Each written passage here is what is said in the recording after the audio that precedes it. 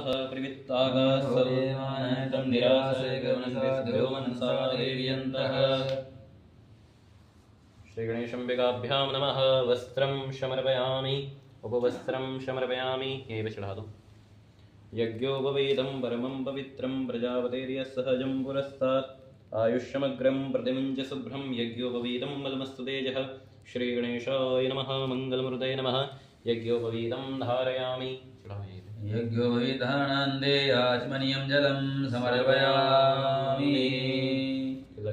गन्धद्वारां दुरधरसां नित्ये पुष्टां गिरीशिणीं ईश्वरीं सर्वभूतानां चामि होपव्ये श्रियं। गन्धं तिलकं समर्पयामि, क्षतानं समर्पयामि, पुष्पं समर्पयामि, वंशवृद्धिकरणार्थं दुर्वाङ्कुरानं समर्पयामि।